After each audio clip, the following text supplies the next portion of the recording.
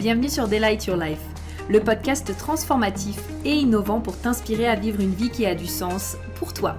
Je suis Prudence, ton hôte, et au programme nous allons explorer différents sujets et thématiques pour te permettre d'éveiller ta conscience, manifester tes plus grands désirs et créer une vie alignée dans laquelle tu t'épanouis pleinement.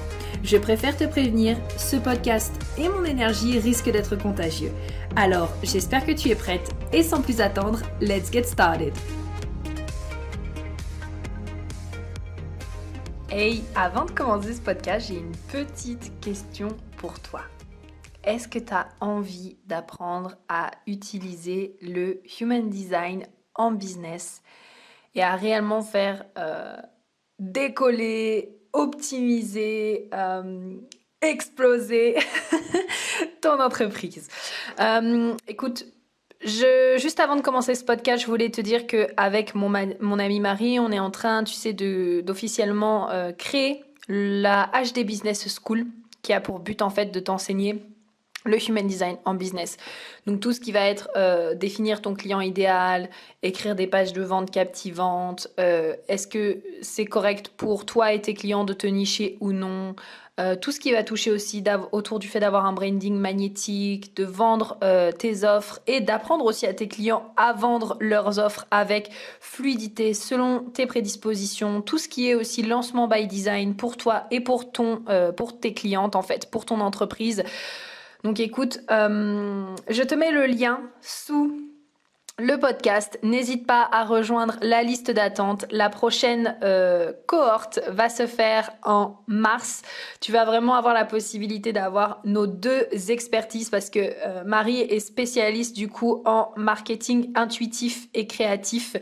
C'est vraiment une coach de feu, vraiment une coach incroyable. Et puis moi, forcément, je suis experte en Human Design et donc on a décidé de mettre nos compétences ensemble pour vraiment te permettre quelque part d'obtenir les résultats que tu souhaites avec ton entreprise. Donc je ne t'en dis pas plus, je te laisse avec la liste d'attente et je te dis bonne écoute du podcast. Bisous.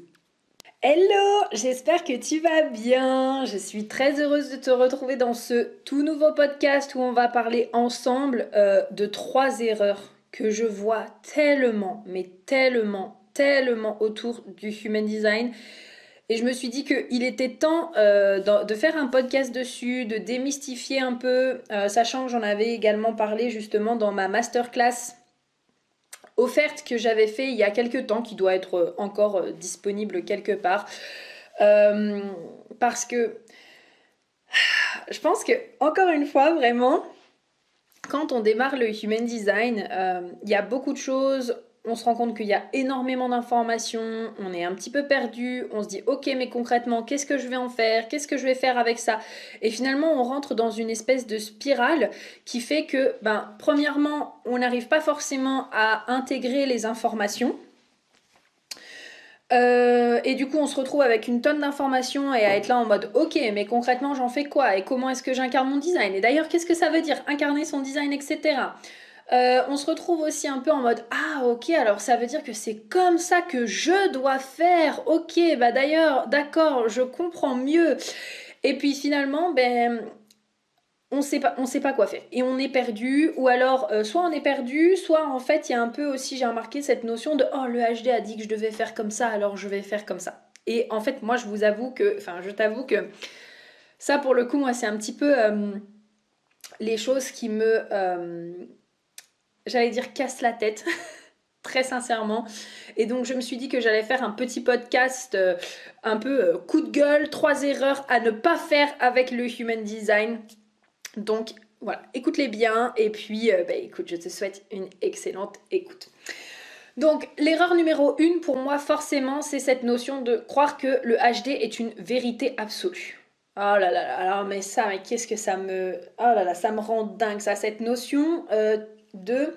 Ah oui mais tu sais en Human Design on m'a dit que je devais faire comme ça et moi je sens que c'est pas très aligné mais on m'a dit que je devais faire comme ça alors ça veut dire que sinon je peux pas réussir. Non mais PTDR.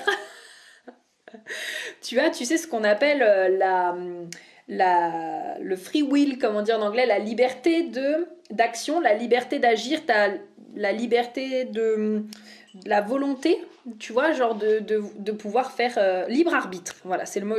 Tu as le libre arbitre. Donc en fait, il y a cette notion de tu as le choix à chaque instant de choisir qu'est-ce que tu choisis de croire, qu'est-ce que tu choisis de ne pas croire, qu'est-ce qui est juste pour toi, qu'est-ce qui ne l'est pas, qu'est-ce que tu veux intégrer à toi et qu'est-ce que tu ne veux pas intégrer. Mais le Human Design est en aucun cas une vérité absolue.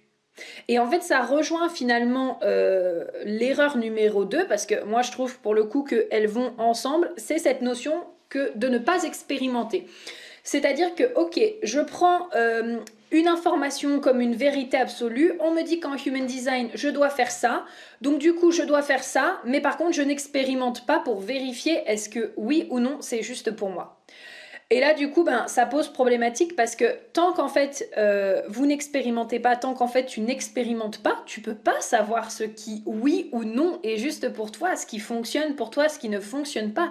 Et en fait, expérimenter, ça veut simplement dire tester. Donc, un exemple concret, ce serait, ok, on me dit que pour l'autorité émotionnelle, c'est important de laisser passer la vague. Donc là, moi, j'ai des personnes qui sont là, oh oui, mais c'est chiant de laisser passer la vague et c'est ennuyant et puis blablabla et blablabla. Je sais, en tant qu'autorité émotionnelle, je sais que c'est pas toujours évident, qu'il y a un processus émotionnel à l'intérieur, forcément qui est pas non plus toujours très évident. Et c'est là où avoir des outils pour vous autoriser à vivre vos émotions, ça va énormément vous aider, que ce soit de l'EFT, que ce soit de l'écriture, que ce soit tout simplement exprimer les émotions en criant, en pleurant, que ce soit le sport aussi qui accompagne énormément, peu importe les outils que vous décidez d'utiliser par rapport à ça. Mais ça va en tout cas énormément vous aider. Et donc souvent il y a cette réflexion-là. Mais en fait, derrière, plutôt que d'être là en mode ok, il faut absolument que je laisse passer ma vague, et expérimente, teste. À quoi ça ressemble quand tu laisses passer ta vague et à quoi ça ressemble quand tu la laisses pas passer. Et pour le coup, moi j'ai eu énormément d'amis qui m'ont dit ah ouais, mais la différence elle est flagrante parce que quand je prends mes décisions en plein pendant la vague, et dès que la vague elle retombe, en fait j'ai plus envie. Donc finalement j'ai dit oui à des choses que j'avais pas envie. Je me suis engagée dans des choses auxquelles je n'avais pas envie. Et finalement, voilà, j'ai dit oui alors que maintenant j'ai plus envie, donc je fais quoi? Et quand elles laissent passer leur vague, elles se sont rendues compte en fait que c'était beaucoup plus simple, beaucoup plus simple, et que ça fluidifiait la vie, et que dans leur prise de décision, au moins comme ça, elles se laissaient le temps de réfléchir, elles se laissaient le temps de vivre les choses, et donc au moins derrière ça veut dire moins d'engagement là où finalement il n'y avait peut-être pas d'envie, moins d'énergie mis dans quelque chose qui finalement n'allait pas potentiellement leur plaire, et par contre beaucoup plus de décisions alignées. Et donc ça c'est l'expérimentation. Autre chose aussi, alors ça j'ai vu ça dans un Reels hier et je me suis dit mais c'est tellement ça, enfin j'ai trouvé ça hyper fun. La nana, elle est MG comme moi et donc elle est à autorité sacrale, et donc c'était un Reels avec cette notion d'initier versus répondre. Et en gros, cette notion de oui, mais du coup, quand on n'initie pas, c'est chiant, il faut attendre pour répondre et blablabla, et donc c'est nul, etc. Là aussi, moi, je vous invite à faire le test, parce qu'à la fin, elle dit quelque chose de très juste. Elle dit et ça va du coup avec la musique de son Reels, mais elle dit I suffer the consequences. Donc en fait, je souffre des conséquences derrière de la frustration et de la colère parce que justement, j'ai mis mon énergie et j'ai répondu, et finalement, j'ai pas voulu répondre à quelque chose. Donc j'ai mis mon énergie, je me suis engagée et j'ai commencé à créer quelque chose qui n'a pas le résultat que je souhaite. Et ça, c'est la putain de frustration de fou. Et moi, ça m'arrive encore de temps en temps, cette notion de en fait, j'ai envie de lancer quelque chose. Et du coup, parfois, je vais trop vite et je n'ai pas la réponse. Mais par contre, derrière, je commence à créer. Et en fait, je vois que j'ai pas les résultats que j'ai envie par rapport à ce que je souhaitais. Donc, il y a plein de choses à prendre en compte. Il y a vérifier les attentes, etc. Mais maintenant, je sais un petit peu. Et en fait, mais c'est hyper frustrant. C'est hyper frustrant parce que du coup, tu as la sensation d'avoir perdu du temps, perdu de l'énergie, d'avoir surtout perdu du temps et perdu de l'énergie que tu aurais pu mettre ailleurs pour profiter, pour mettre dans un autre projet. Peut-être que justement ce temps et cette énergie, tu aurais pris 2 minutes à attendre la réponse et la synchronicité, que ça aurait fait toute la différence pour toi en fait. Et donc du coup, c'est ça aussi que l'on dit quand on parle de cette expérimentation, c'est vraiment quand tu as une information en face de toi. Ok, la ligne 1, elle investigue, d'accord, expérimente. Test, ok, le cœur défini, il a souvent tendance à être déterminé, motivé, etc. Expérimente, ça c'est pareil. Moi je me suis rendu compte qu'avec le cœur défini, bah, c'est pareil, quand tu expérimentes dans les faits, oui j'ai de la motivation, oui j'ai de la détermination, mais il y a un mode on et il y a un mode off. Donc voilà, la dernière chose que j'ai expérimenté, je vous donne plein d'exemples hein, sur ce sujet-là pour que vraiment vous puissiez bien intégrer aussi cette notion. Je vais boire un petit peu aussi parce que ça me donne soif. Donc la dernière chose que j'ai expérimenté ces derniers temps, c'est en astrologie parce que en human design, je dirais que mes énergies sont quand même vachement intégrées maintenant.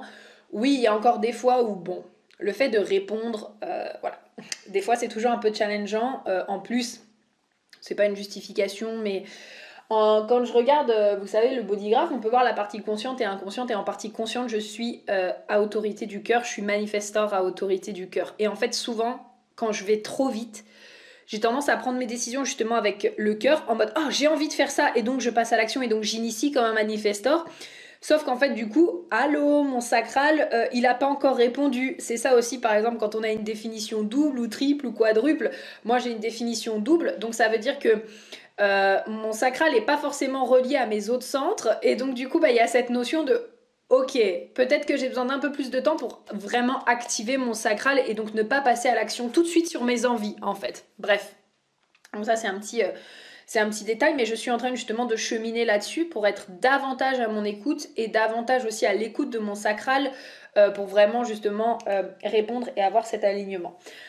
En tout cas, en astrologie, ce que j'ai expérimenté ces derniers temps, c'est qu'il y a le North Node qui est passé du coup en taureau. Donc le North Node est passé en taureau récemment, et donc le South Node en scorpion.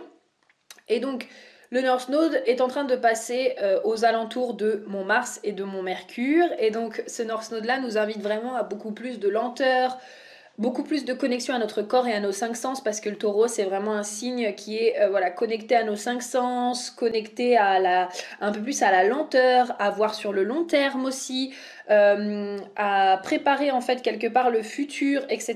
etc. Et donc en fait avant même un peu de savoir ça, etc., parce que j'avais déjà regardé un cours sur le North Node, le South Node et tout, mais je comprenais pas trop. Enfin, moi, en fait, tant que j'ai pas expérimenté les énergies, je les comprends pas. Je suis là, en fait, finalement, c'est la théorie, donc je suis là, ok, d'accord, mentalement, je comprends ce que tu me veux dire, ce que tu veux me dire, mais tant que je l'ai pas vécu dans mon corps et tant que je l'ai pas expérimenté, je comprends pas l'énergie.